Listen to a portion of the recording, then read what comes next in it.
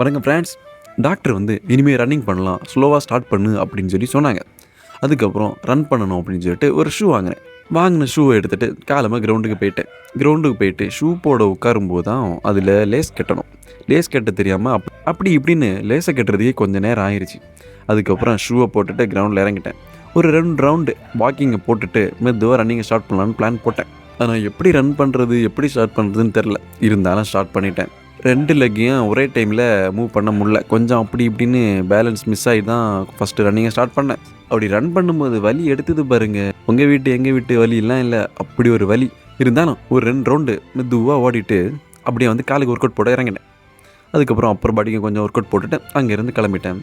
வீட்டுக்கு வந்துட்டு காலில் மருந்தெண்ணெய் போட்டுட்டு அப்படியே ரெஸ்ட் எடுத்துட்டேன். அப்புறம் ஈவினிங் ஃப்ரெண்டோட வண்டியை சர்வீஸ் விட போயிருந்தேன். அப்படியே அங்கே சர்வீஸ்லாம் விட்டுட்டு திரும்ப வீட்டுக்கு வந்தேன். அப்படியே இந்த நாளையும் முடிச்சுக்கிட்டேன். அவ்வளோதான். பாய்.